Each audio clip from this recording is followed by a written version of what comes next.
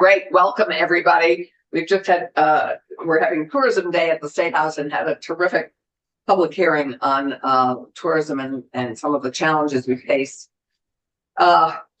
with our Canadian partners and with our economy and with the feds. Anyway, it was very interesting, and we now are pivoting all together to two different things. We're going to begin, we're going to talk with our partners in workforce with our Vermont State University, and to kick off our Freedom and Unity Grant discussion, we welcome our new, well, not so new, Chancellor, Beth Mooch. Mouth. Welcome. And thank you. Yourself, and thank you, Thomas, for doing that. And it is great to have you. We're sorry we don't have you in person, but we have Sharon. So Sharon, why don't you come join us at the table, and because Beth is there on the screen. Great. Can we hear you? Yes, I can hear you. Can you hear me? Yes, we can now hear you. It's yours. Well, introduce yourself. Okay, thank you. Thank you very much. For the record, I am Beth Mauck. I am the Chancellor of the Vermont State Colleges System. And as the chair just mentioned, I have Sharon Scott, who is our Chief Financial and Operating Officer, here with me today. I apologize for not being able to be in the room with you, but it was nice to get to see all of you on Tuesday. Just before I start, I just would like to talk a little bit about our mission and vision, which I think really does help to inform the two pieces that we'll be talking with you most in depth about today. So the mission of the Vermont State Colleges System really starts with the fact that we were established by the legislature for the benefit of Vermont. And what that fundamentally means is that we serve Vermont. And if we really think about what that means in practical senses, what that means is that we really do believe that every Vermonter should have access to high quality higher education, regardless of their income or their location. And we know that we've got to be constantly developing ourselves to ensure that we are meeting the workforce needs of Vermont so that we can help to continue to drive our economy. And then we also have to be that trusted partner for Vermonters throughout their lives as their need for a higher education ebbs and flows. I also just want to talk a little bit about what it is our students look like nowadays, because I think sometimes some of the demographics of our students and their needs aren't always known by folks. So first, right now in Vermont State Colleges System, the average age of a part-time student is over 30. And the average age of a full-time student is almost 23. That is about between both the Community College of Vermont and Vermont State University. Those students are seeking more flexibility, and they are really concerned about paying their college tuition bills. They're not worried about the student loan debt they may be undertaking right now. They're worried that they won't even be able to pay the bill next semester, and can they come next semester? And those two pieces have really been top of mind for me. It has really driven me to think about how we need to change ourselves for the future.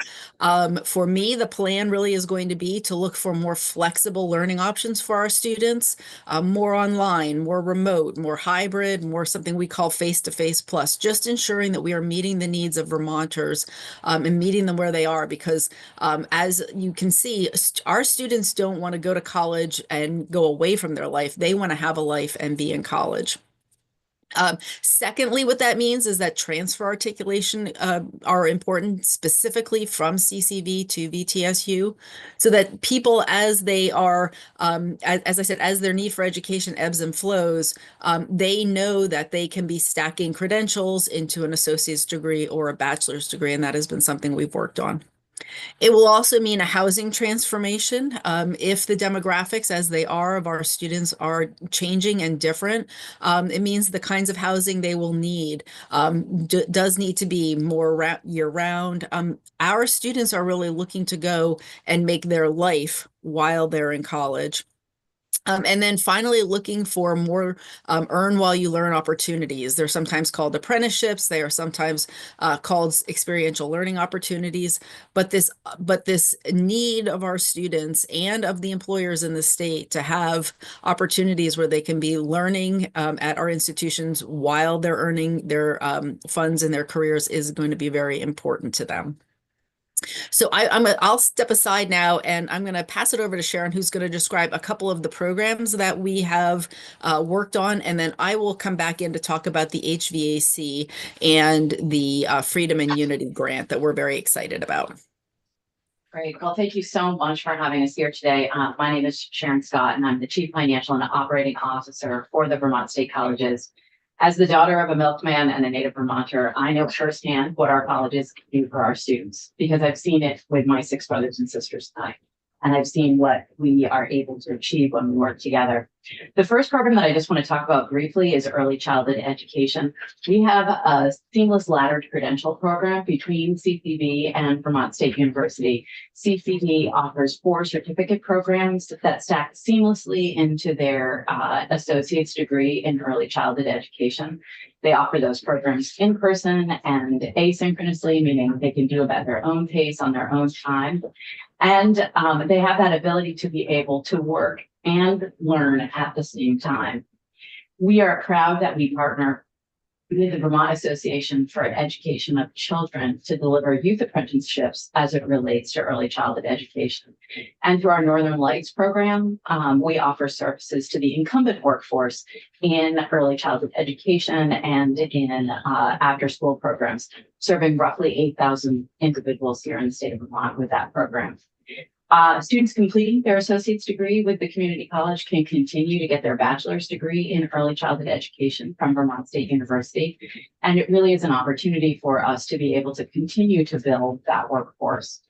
As it relates to nursing and health professions, we have a very strong record of success in these particular programs.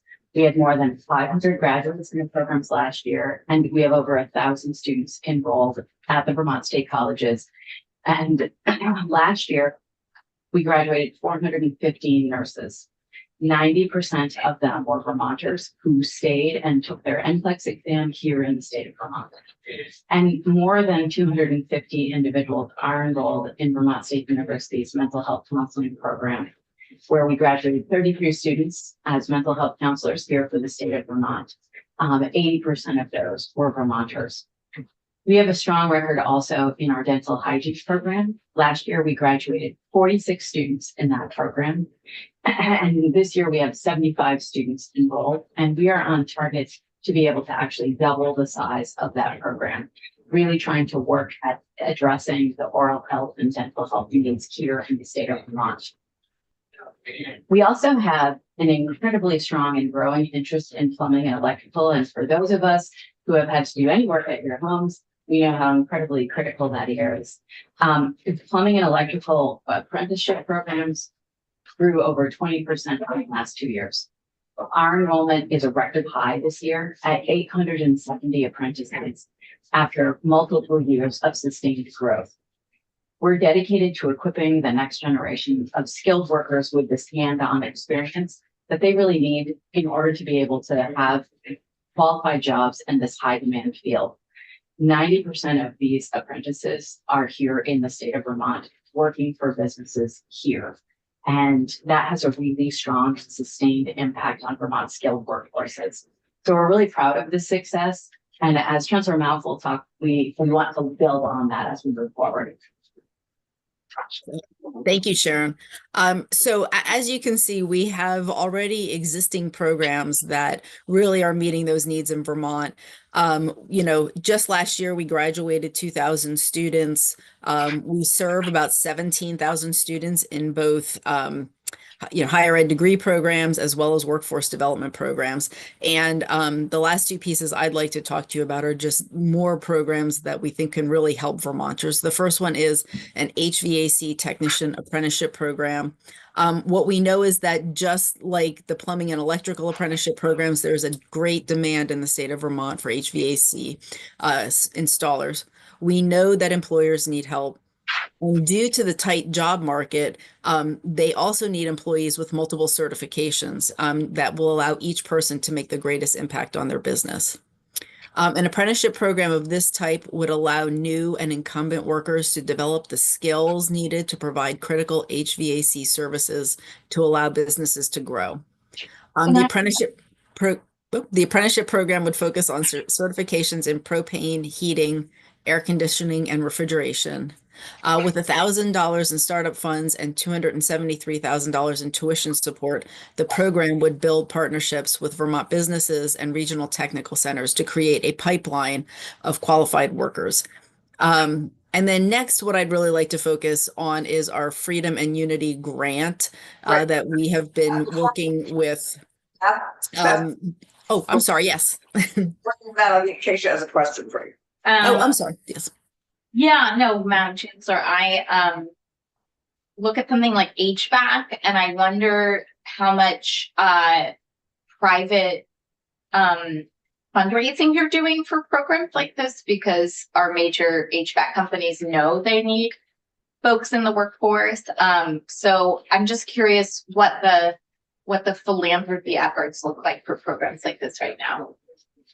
Certainly with programs like this and the plumbing and electrical programs, the fact that one of the big key components that the employers are putting into these programs is allowing their employees the time to develop some of the skills and take some of these classes. So they have been tremendous partners with us, and I would assume that that would continue with these programs. This request really does go to some of the startup costs that we would have in getting an HVAC program up and running. But certainly we have had strong partners in industry with all of these programs. So what, I mean, have you offered like naming rights for this program to? We have not. What I will say is that what we are proposing is getting the funding to launch and bringing the first cohort of students into the program with the expectation that it would be built and follow much on it like it does on the model for plumbing and electrical apprentices, which is that the employer then would pay after this first cohort. The employers would pay for training their own employees, but that we would be able to provide the 250 hours of instruction. It's really trying to get that first cohort in line so that there is a known pipeline here in the state of Vermont that can start to jumpstart the workforce. Okay. Do you have a date for launching? Because this has nothing to do with the two of you, but we have had problems in the past when one day we look up and say, what happened to that money? Did we start that program? So I think all of these do need to come with timelines. So based on the launch of what this looks like, we need to actually develop the specific materials. Some are ones that we can pull off of the shelf. Others are ones where the curriculum would need to be developed. Possibly some of it could be launched as early as January, but a more realistic timeline is probably late next spring, where we could enroll that first cohort and start seeing the benefit of what that looks like. What we do need to do is build partnerships, both with the CTEs. We do believe that there's a really strong role for the CTEs in this function, as well as with the businesses. So in addition to developing the curriculum, it's also about developing those partnerships so that we have a great place where students can enroll and be enrolled, actively enrolled in what their businesses will look like. Yeah, I highly recommend talking to Brian Nippon, who presented to us on Manufacturing Day. I've started a conversation with him from Randolph, and he, started putting his own money into getting better equipment for the students. And I think he was teaching both high school and undergraduates. And also just to tag on that, the Associated General Contractors have, created this amazing new facility, which they, It wasn't AGC, it was ABC. Associated General Contractors is doing a lot of this area. They're two different organizations. Yeah, right. I appreciate that. But they are doing a lot of training in these particular areas. I'm just wondering if there's any overlap on their trainings and this and how you might be able to use each other to. I know we don't have enough information today, but we certainly can and we certainly can and will. Right. The intent is not to duplicate efforts that are already in place, Absolutely. but to make sure that we are capitalizing where we can on what's successful. Right, exactly. Thank you. So thank you. Sorry, yeah. you were in Oh, mid. no, it's good. No, thank you. I appreciate the questions. We get stronger proposals when we get good questions. The next, as I said, I'd like to talk about is our Freedom and Unity grants. And that is a project that we are working on with VSAC. And just a little bit of background, between 2021 and the fall of 2024, the legislature funded nearly 18 million in last dollar scholarships for students in certain programs. With more than 800 students served both in fiscal year 22 and 23, over 550 served in 24, and 188 served last fall. These programs successfully drove enrollment at Vermont State University. More importantly, those scholarships allowed more students to complete their degree. This is so important that it's not really only about the recruitment of students in programs, it really is about retaining them to graduation. And these programs really helped us to do this. That has meant more nurses. Sharon just mentioned we had 415 graduating nurses this past year. It has meant more early childhood educators, more classroom teachers, more respiratory therapists, and mental health counselors in positions in Vermont. Remember, about 80% of our students are Vermonters. As of the fall of 2024, we fully expended all of the monies. So taking a cue from the 802 Opportunity Scholarship at CCV, VSAC has proposed the Freedom and Unity Grant. This grant would provide last dollar tuition up to the base tuition at Vermont State University for individuals with family incomes of $75,000, up to $75,000. The House did include $1.5 million for this initiative, and we really do encourage you to consider $2.5 million for this program. I do believe that this program will be a game changer for our students in the long haul. It really meets a need. We have seen the success with the 802 opportunity at CCDV, and I'm just really excited to bring this opportunity to you today. I'm happy to take any questions.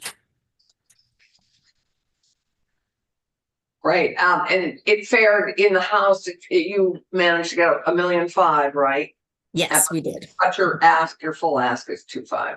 Yes, thank you. But this is an ask through VSAC, and Right. VSAC these would be the Freedom and Unity scholarships would not just be for VSU, it would be for all state colleges, or is it just for VSU universities? For Vermont State University, which does comprise of all of the public higher ed four-year institutions in Vermont. So at any one of our legacy institutions, a student whose family was making up to $75,000 or less could get free tuition to Vermont State University. Right. It will certainly open up doors for students in Vermont and their families. Absolutely, Randy. I just wonder if you could tell us on a per student basis, how does that 2.5 million compute? Yeah, and how many students are you hoping to be able to? So in order to accommodate all of the students who have a family income of $75,000 or less, the full ask, I believe, is 5.2 million from VSAC. That was their initial ask, somewhere in that range. And that would support,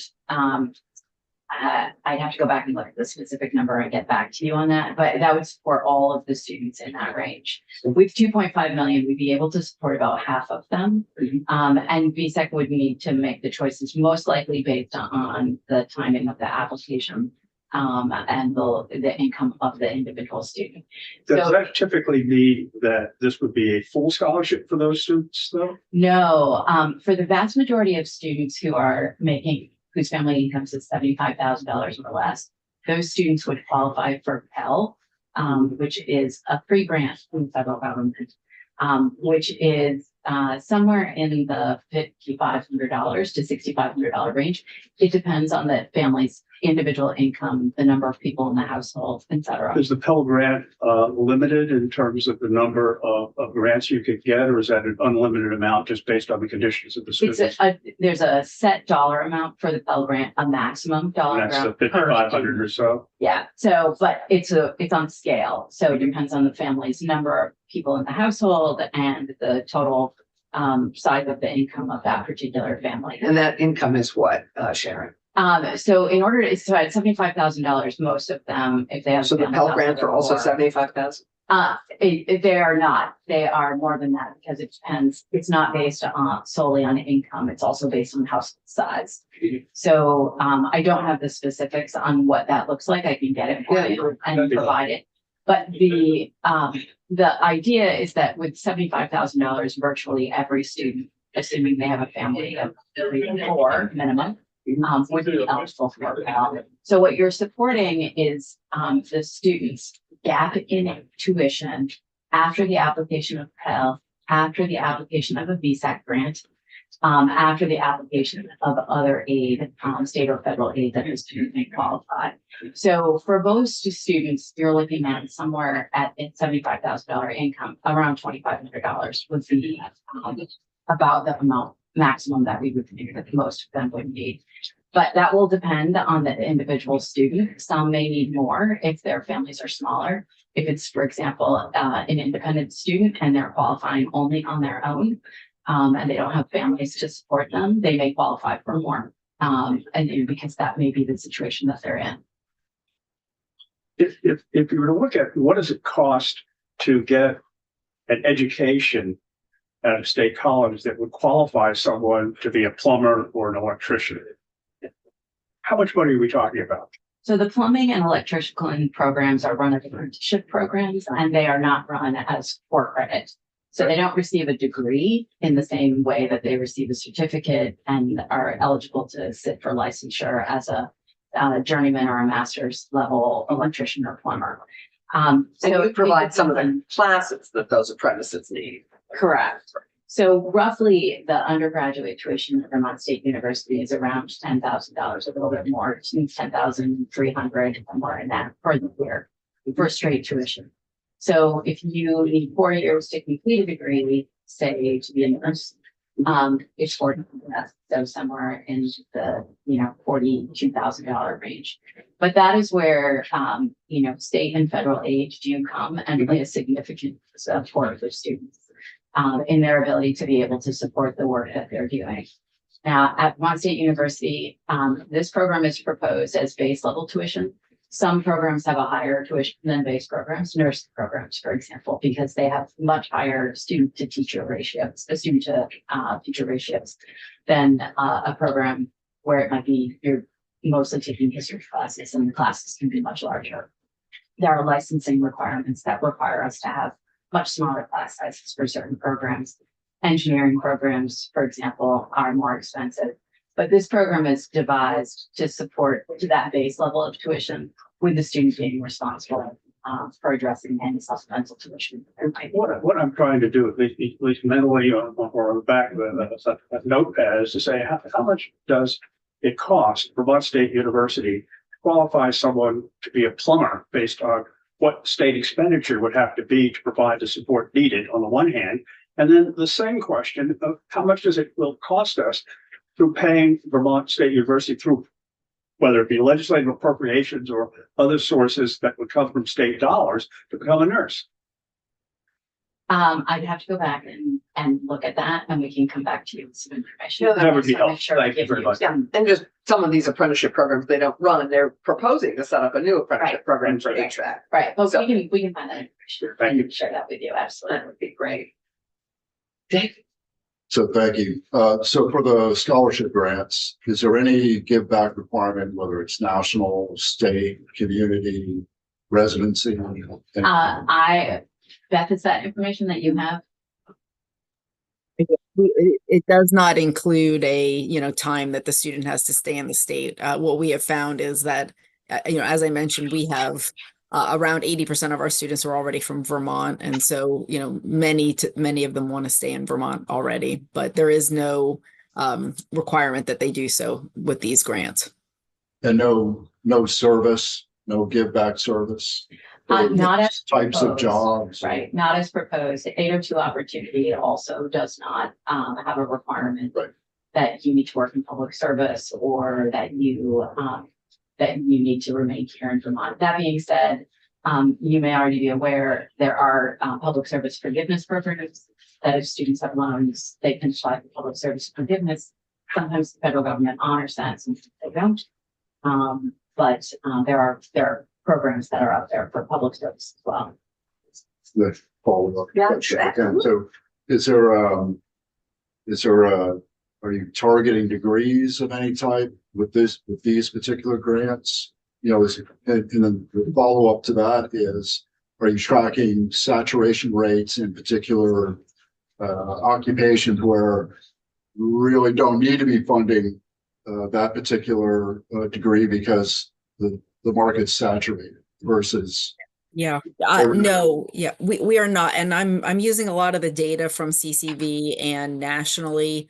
One of the things we know we have to become is more agile. Like exactly what you're saying is something that will happen naturally. You know, this year we'll need a lot of teachers. A couple of years from now, we won't. And so we want to ensure that our programs are very agile as we're doing this. One of the pieces I will tell you as I've been here that I have noticed is that we have had a number of programs, critical occupation, just to say one, and it really just starts to confuse folks about what program might they be eligible for. And so we really wanted to make this as open as we possibly could. And as I said, it is based upon the very successful program at CCV, which is called 802 Opportunity.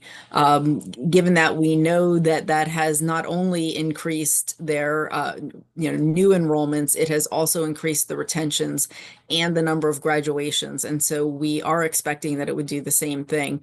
And, you know, as I mentioned, we've had an incredible number of nursing increases. There's been an incredible number of plumbing and electrician increases. So just being able to open this up and say, yes, if you come here, you know, we can pay for your education. We know that that is a successful piece that we need to put in. Right now we're also working on teacher apprenticeships. So, right now there is this huge need. And so we could just add that in. So rather than trying to anticipate the market, I think what this does is it just allows us to be open to at the point when we need to push more one way. We've already got the grants and scholarships in place. Great, thank you. I think we're going to just need to move on, but Thomas, you have one last quick. No, it's fine. Really? Happy to go. Will this amount, this tuition, this grant, the free degree promise, will that pay for these individuals down to zero in tuition dollars? So you'll cover everything, so they pay nothing for the tuition for those For families, tuition specifically. and then they still pay for housing. There's still and housing. fees. Even for, Books, food, living expenses. So students would still be responsible for those elements, but it would cover the tuition. and at one point during the pandemic, we covered actually books and additional expenses for students. Right. So, but This wouldn't do that though. this does not, this fills the gap between what they were able to bring up and this completes what they need. Correct. And you're expecting it would be up to 2,500. So roughly, yes, I think up to $2,500, Which which is- is the vast majority of students, with family incomes of $75,000 or less. That will depend on how many people are in the household, how much that student qualifies for Pell, how much they qualify for with BSAC. Obviously, at 2.5 million, it doesn't cover all of the students who would be eligible. Right, as you said, 5.2 would cover the whole Right. crowd. Which is astonishing that number of students have family incomes of less than We have 75,000. a tremendous amount of need here in the state of Yeah. Vermont. Huge. Huge. Thank you both so much. We need to turn to our funding priorities, but you got yourselves in perfect time for our conversation. Excellent. Thank you. Thank you so much, David. Bye. Didn't get this sheet. I sent it to you by email, but I printed it out just in case you Thank you. didn't have it. And so there's some addition. So thank you, Sharon. Thank you. Oh, that's disappeared, but thank you both so much. Okay, so we are going to pivot to a request that I did not think we would have to do for a little bit longer, and it's sort of frustrating. And I'm talking to chair of appropriations and I think we have some leverage here, but we need to at least begin this conversation of setting our priorities of this committee. I've already, in full transparency, I've already had an initial conversation with Richie to talk about the pieces that I had, that we were kind of had discussed in this committee, that had passed in our bills. So I've already talked a little bit with him about economic development and housing. We have and labor. So, but as you know, in appropriations, everybody covers a different turf. So, but it's very important for us to have committee, set our committee priorities. And I try to include everything in here. What you'll see additionally are some key things that we've been asked to address for the second half of our work, which is our post crossover work. And we really have had, and this is my complaint with the chair of appropriations, we have not had adequate time to consider really important programs and asks that haven't necessarily found the right home.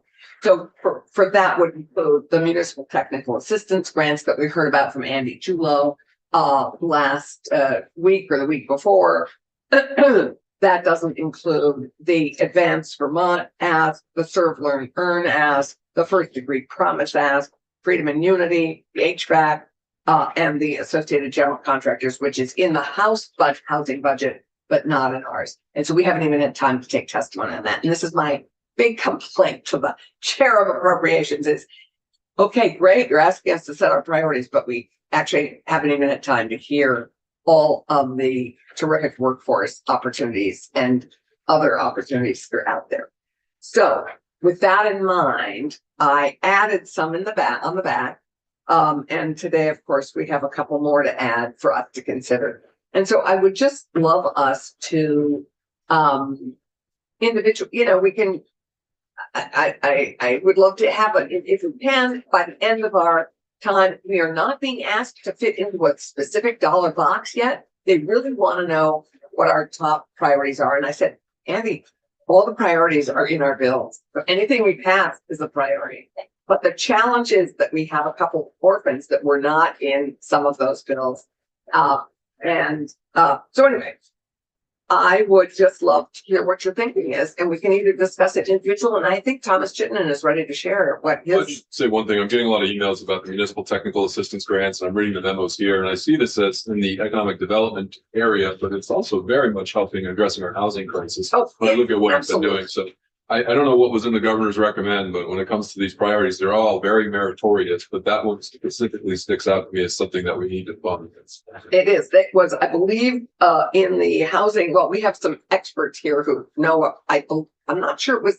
It was, Well, 3 million was in the governor's budget recommended. So but it was in the budget recommend, but it did not make it over from the House. So Correct. what made it from the House? Nothing. Nothing. So it was Thank- cut to smithereens in that. that's concerned. So so as we go through these, and just while we're on that subject, we have experts here who can more fully flesh it out. Their ask is 3 million. This is kind of middle support. So they get initial planning grants from our municipalities, but then there's often a lot of other engineering and additional planning work that needs to be done. And this, I believe, and I may be speaking out of turn, but I believe it's funding sort of that gap between the initial planning work and planning work and the actual get shovels in the ground work. And you have to do a bunch of other work in between. Is that a gross way of I describing know it? small towns that just don't know how to navigate these things, but who's experts in those? Exactly. And we have Ben and Rebecca who might quickly illuminate it, and then we just need to talk about our priorities. Can I, Yes, Ben. my Go for it. name's Ben Doyle. I work for the Preservation Trust of Vermont, and I think that actually is a great description. I think the program originally was intended to help get ARPA money out the door. Yeah. And, what we know is that the towns with the least amount of capacity have the hardest time either pulling down or utilizing federal funding. And so what this money does is incredibly flexible and nimble. And it helps a really small town with, who might just have a town administrator really start to develop the project. And as you said, like, I kind of think of it as the missing middle funding Yeah. that starts, at the Preservation Trust, we'll give somebody a $500 grant to take a look at their town hall. But what they really need is a $5,000 engineering study. right? And so with this funding, we're able to fill that gap. And then they can go to those larger funders like Northern Borders Regional Commission. I mean, the truth is any of those larger funders, they're like, thank you very much, but there's not a project here, right? Until you have like the project flushed out enough, they can't pull it down. And I'm just, when I look at like annual reports and things like that, I always look to Essex County just to see like, oh, who's putting money in Essex County? And, just from our own work last year, I see several from Essex, so I see at least three. and I really think that wouldn't be possible without the municipal technical assistance grants, that like these smallest towns that need the most help are the ones that are benefiting from the program. Right.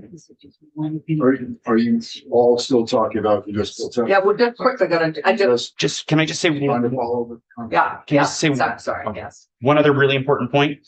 That the sheet that you have right there, that's just from the Preservation Trust of Vermont and our portfolio of work. We also have the Vermont League of Cities and Towns that has a whole other portfolio, Vermont Council on Rural Development, Vermont Housing and Conservation Board, and all of these partners. And all the RPCs. And all the RPCs. And all of us are working together and coordinating this work through a grant from the Leahy Center for Rural Studies. It has been given to ACDC to help create the network of technical assistance providers so that we're not being duplicative and that we're leveraging each other's resources to use the most effective. So thank you. Thank you, because this was sort of an orphan. We did not get to discuss this. It came to us after crossover. So that's why, and I added on the list for that conversation. Josh, One thing, Josh we need to Hanford, turn to the rest of our VLCT. priorities. What I just add is this is a leveraging tool. Sure. Just VLCT's portion of this is leveraged $15 million in grants that are filling the gap to move these projects forward. And what this network has done without really a comprehensive plan that had to spend more money to do it is create a group of folks that are actually implementing a rural economic development plan in absence of one. And it's even more important as the federal funds get harder to access that we do this. We just saw FEMA funding being cut. We are helping towns with flood recovery. Yeah. It's going to be harder for them to get that money. And we are the grant writers and technical assistance providers to get them that support. And it's not just rural towns. On our list, we help some very large communities, also Chittenden County, get that last grant to fill their gap. Yeah. So thank you. And thank you, Andy. Their testimony was great last week. And I think we just, sadly, our time frame down the way is pressing us to it's foreshortened some of this conversation. Thank you. So Thank you very much. I'd like to just turn back to our some of the priorities. Again, we do not have a spending limit yet as we go shopping. Our shopping bag is open, and do not feel constrained. But all of us know what the constraints are. So with that, I just love to go through. I clearly hear, Thomas, that you are keen on the municipal planning grants, but It just intersects both areas of both. yeah, oh, absolutely. I just put it there because, Yeah. I was late when I was adding. That's all the reason to support it. So I'm with my colleague, just, I support. Okay, great. Yeah, me too. So I'm just going to put our Should help Rutland too. right. Okay, and let's start at the top and begin with our housing asks. We have a number of housing asks from that EHCD administers. Not all of them, but quite a large number of them. I would also point out that VHCB's ask is not here because the House dealt with it, and we haven't yet had a chance to discuss the 25 million that the House housing budget asks for. They got 5. So just to put that in perspective, I think that VHCB maybe we can certainly advocate for that separately. But of the bucket that we've passed in our bills, what are people's feelings? Other than, of course, me, I'm the Pollyanna, the cheerleader saying they're all priorities because they're all essential in their different interconnected ways. But tell me what you think. VHCB, let's just start. Because we got to start somewhere. So VHCB, not VHCB, VHIP. this is 4 million to continue their work, and they're asking for it to be put into base funding. That is the appropriations work about where the hell it goes. But right now, it's just a question of what we have. Brownfields, just to remind everybody, we have VHIP for 4 million, brownfields for 4 million, MERS, the manufactured home improvement program that's so important to our mobile home parks, 2 million. Our housing opportunity for infrastructure that's being created through the bond bank. We had that in for 9.1, as you'll remember from the housing bill from the House. They've asked for 15 for that. So anyway, and then of course, the middle income, the rental housing revolving loan fund, and the homeownership centers, which is homeownership education, primarily education and training. So in that bucket, and then we have the 2 task forces, which are modest money spenders. As we know, our task forces are roughly, I think they budget them at 15,000 each. So in housing, I hear that our municipal technical assistant center grants are of high importance to ACTC and DW. And but tell me about the housing pieces. Yeah. Number one. Okay, Randy, Oh, where are you landing on some of these? VHIP is my top as well. Okay,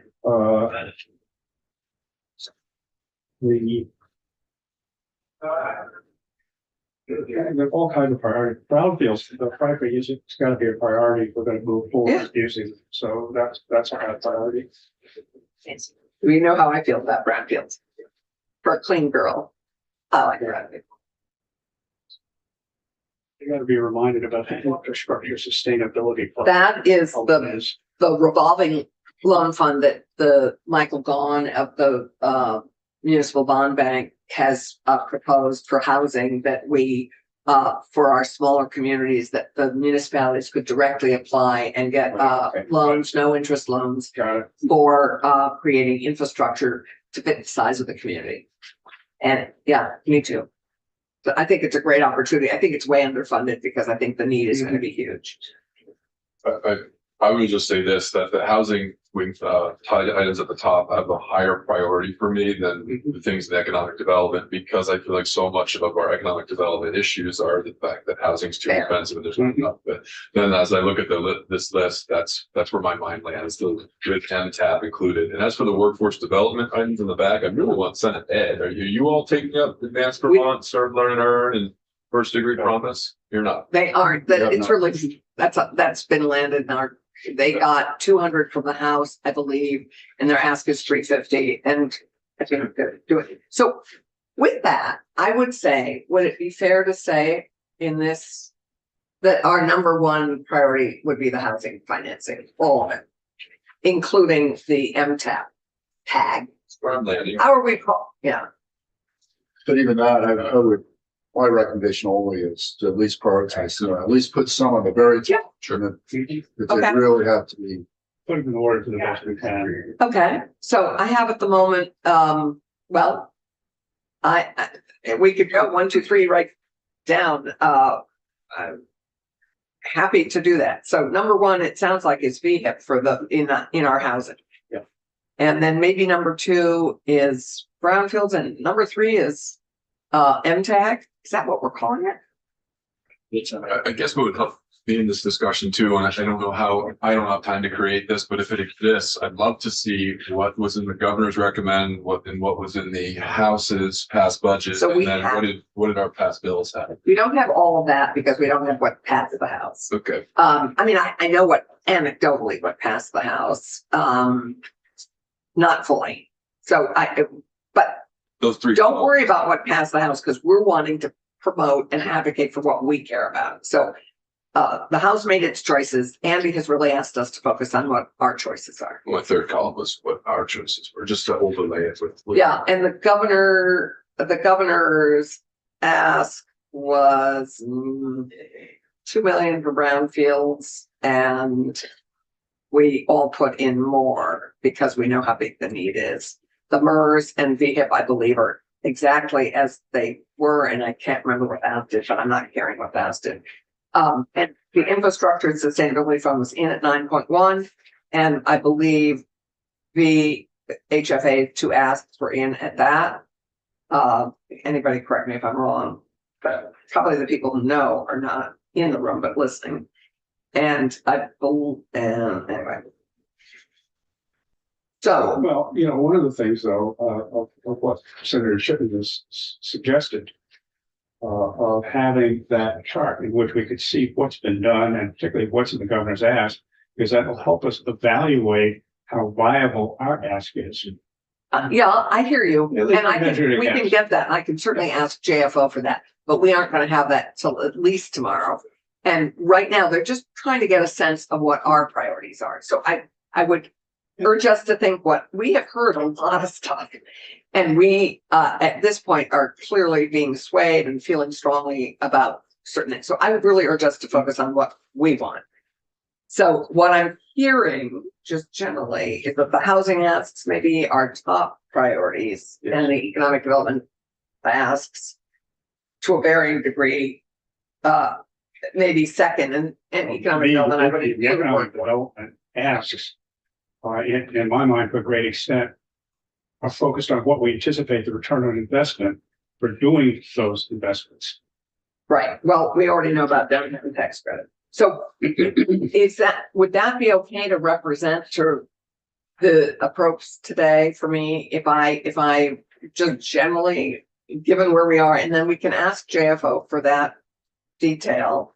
But Well, the issue is in any conversations, I think, with folks today, should be counted on the fact that we have additional information coming and we may have an adjustment to our ask.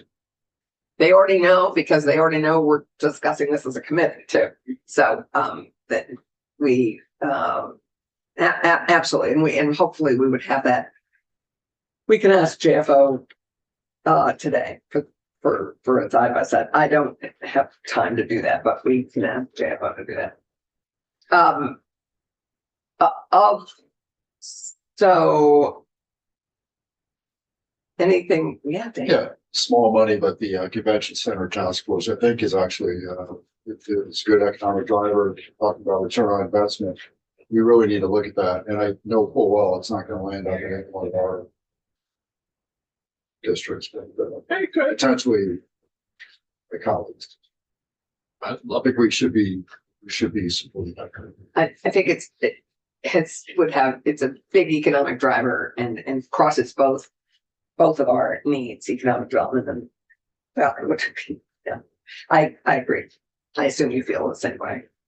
There's a whole racetrack in Powell now. That would be a very common. Just that we need to have a bigger airport. Doubles full. Yeah, it's a new, it's in Fairhaven. Sure. Oh, in Powell, the racetrack, that still hasn't settled itself, has it? That is also a huge opportunity. So, given this conversation, I think so should we just turn to workforce development then, to some of the new stuff that we've heard about? Also, labor sort of is our little orphan here. And Keisha's left the room. Pat does the DOL budget. I've been talking to Richie about everything else. And I will speak to Pat about this. This is our only financial ask, as far as I can tell, from our labor bills, other than our workforce development stuff, which I consider more economic development. Our people, this is adding the staff member to our labor relations board. And then the workforce development pieces, I didn't type up or add by just because we hadn't even discussed them yet. The freedom and unity and the HVAC piece at 375 and the freedom and unity at 2.5 million. But you do have the sort of learn earn here, which would be the ask. Kate's in the room, but the ask is for $1 million in base funding and $1 million at one time. Again, that's appropriations to figure out. And then Advance Vermont 350. So those are not all the workforce pieces that's just to date. So there'll be additional pieces which we can add and discuss as the budget evolves. How are people feeling about all of that?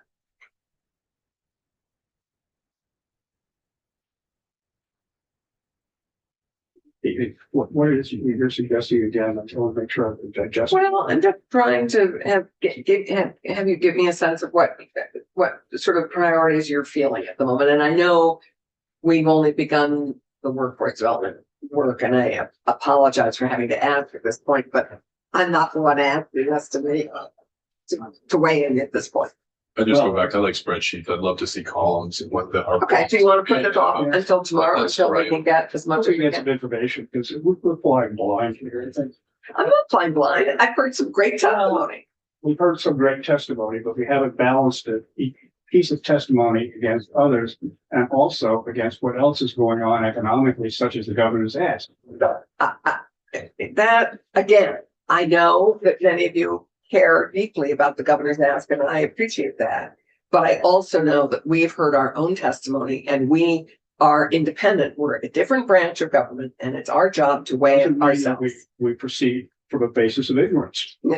No, I don't agree. I think we've had great testimony all sessions so far on many of these programs. I don't agree that we are That's testimony, ignorant. though, that I would like to have to be able to compare. I got it. So what you would like is the Just to clarify, it's Yeah. important for me to know if we are overspending by about $50 million. Well, we're not even in that ballpark, but over by $10 million, or if we're just around the edges and we're close to what was in the governor's budget in the House. We're just trying to figure out how to cut maybe $1 million or dollars from here. I just think it's hard I for me want to to see how far prioritize away this. we are from the House, because that also is a judgment call. that is. And So that's information we need. So I'm gonna have JFO Okay. do a sheet on all of these with all of the things, and I'll add the ones I just mentioned. And we will have what's in the governor's recommend, what is in the House budget, and what we're asking for. We, again, I will tell you, the Chair of Appropriations has not yet given us a constraining amount to work within. That is often what the chair has been given here, and the chair has not included the committee in this discussion. So I just want to, Understood. we are at a point where we're going to have to make some decisions. The other thing that I think we need to at least be thinking about is what is not on the list that we have right now and what we're anticipating. Because those are factors. That is a good question, and I've tried my best to try and include the ones I know about. And advocates, you're all listening to this, if, please wait. Before we go too much further, can we add a fourth column, which is what they asked? Yes, you mean what the advocates have asked? Yes, Your absolutely. organizations, advocates, et cetera. That's the baseline. And then governors, then House, then us. I take your point. We are a separate legislative body. It's still useful, though, to know where we might need to press more on, because if there is a number here that's in the governor's recommended in the House, then I think that sends a signal Right. and helps us focus on where we need to focus. Perfect. So I will try and get this for us for tomorrow. And The military retirement piece to it, yeah, because we know what the numbers are there. that's 4 million, as I Yeah, recall. it's 4 million. And it's going to be a little bit added to that, but So we got a table that's sort of addressing what we're talking about. That's what's been shared. So I guess there's been a start Yeah. to some of this. Wait, Sorry. did you just totally undermine my fact that I didn't have any of that information, Chris Donald? Are Do you I need to No, no. introduce myself on the just record now? introduce yourself with 3? Chris Donnelly with the Champlain Harbor Trust. That's just a quick side by side I did What is? for I haven't that seen. Senator Brock has. Oh, is that just on housing? Yes, Great. I can find it electronically in my emails and send it to you. That would be great. And actually, I think I'm going to ask Patrick Titterton to start on this. He and Ted, I would hope, would be able to do this for us sometime soon. And that's part of why I have to push back with Andy, because this is just way soon for us. And we have a big jurisdiction. We have a lot of asks in this room. And so it's very difficult for us to land without additional stuff. But I think we're off to a good start. Can we understand why Senator Perchik is pushing so hard right now? Yeah, I'm about to go and find that out.